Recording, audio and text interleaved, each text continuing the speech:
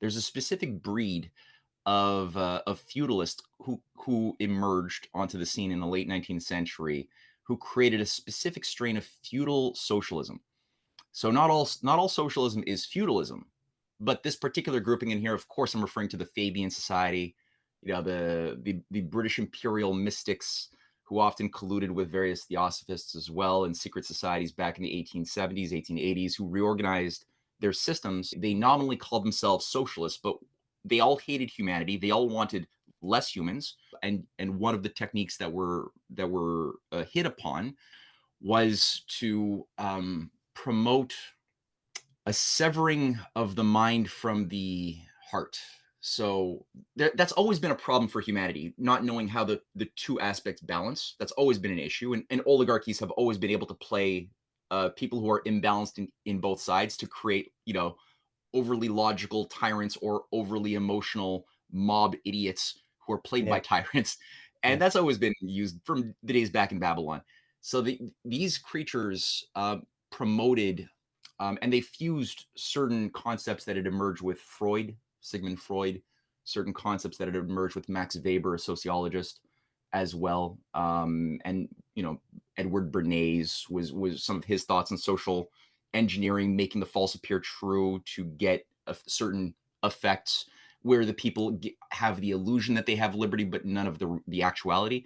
So they fused a lot of this stuff together with a bit of Marxism as well, and they created what was became known as the Frankfurt School. It occurred in the wake of, or under the helm of George Lukács, who was the Hungarian cultural minister, somebody who saw within the Bolshevik Revolution a chance to create a new type of human, devoid of all of the contagion of our moral values that had been, and family units and belief in God. That could all be we could be liberated from that with that break, and a new type of human could be constructed more conducive to a system of feudalism effectively, though he wouldn't say it that way. He'd say it's for our liberty.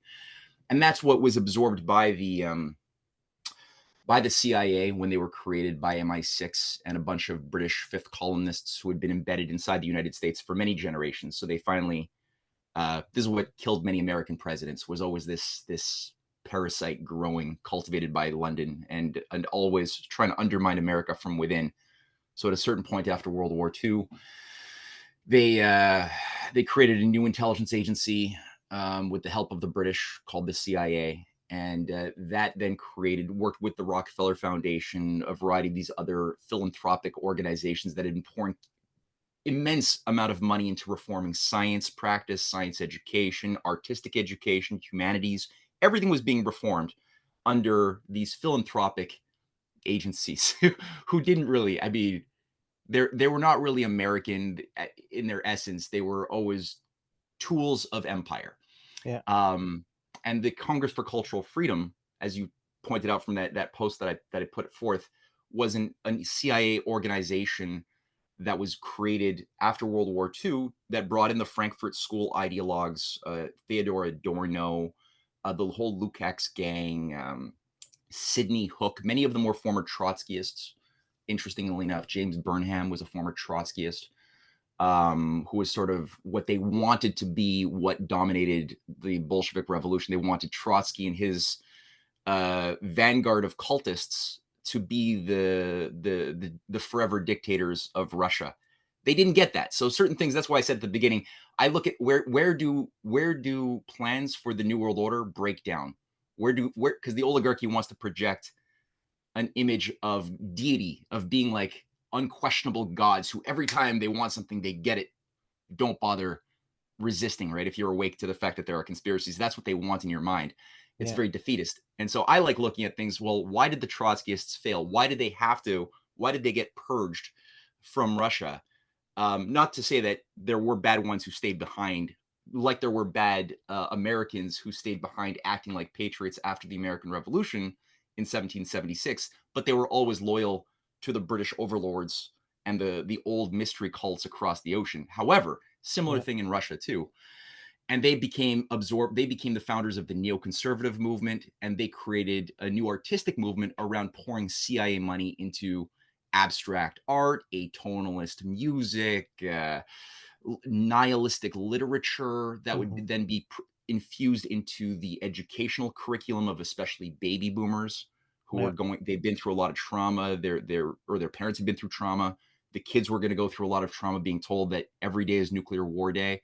So it created a very a The climate of horror movies, yeah, you mentioned in a different podcast, yeah, the horror movies that I remember mm, in my childhood, like when I was 10 or so, and you also saw mm, quite early horror movies. You could see them, also. Like we had like video recorders now, and then if it yeah, showed 10, you just made the recording, and then you could yeah, see it the next day. And I was fascinated, but I also remember like what's the name again? The Body Snatchers is one of the yeah, horror movies that yeah, it kind of describes this soulless society when the aliens come, and kind of it changes the physicality. The bodies don't change, but yeah, somehow the aliens kind of suck the soul, and everyone just is a robot. And then at the yeah, end, one guy is left, and then he says, oh, maybe so someone who's we used to be friends but been sucked yet. yeah. And then it is like that's the ending, kind of. It's like it ends with like a shock moment, basically. Yeah. Mm. No, it's like it's a shock therapy. I mean, Yeah. anybody going through that, it's or they're being traumatized by design. So Hmm. there are very important insights that yeah, people take this for granted. They're like, yeah, of course we have horror movies. It's just a genre that we have in our society that just emerged naturally. And it's like, Yeah. no, if you look into the origins of these things, it did not emerge naturally.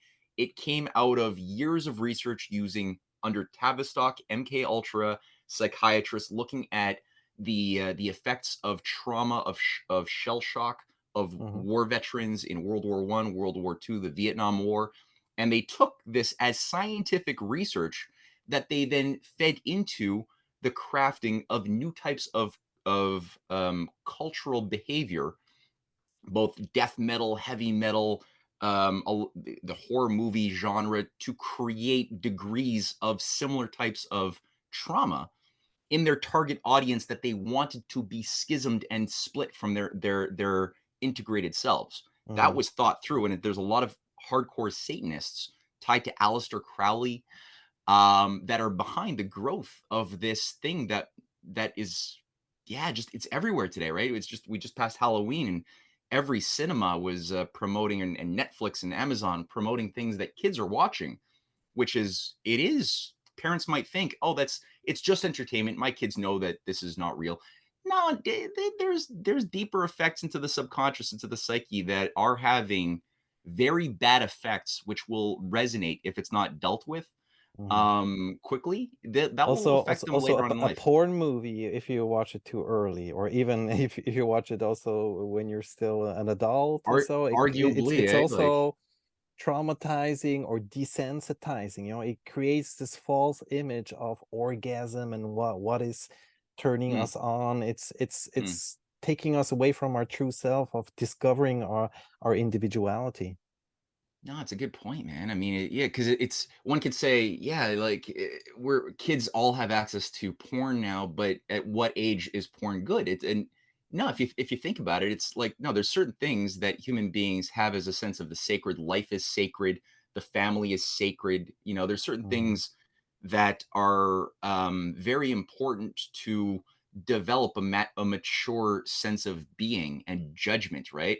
As far as internal standards we have to hold onto to keep ourselves growing, getting better, helping others get better, intervening on things that are wrong around us. We have to have internal standards that are tied to the sacred. And so when you normalize murder, death of innocence, sex without love or purpose, when you normalize these things, which is again, if you look at Theodore Adorno, the great philosopher of musicology who played a role in the Congress for Cultural Freedom, um, he's a very explicit in his writings that that the formula is eros is freedom. He says that Soviet and in the Cold War, the Soviet artistic aesthetical tastes are tied to a tyranny and cold rigidity of reason. of logic that's tyrannical.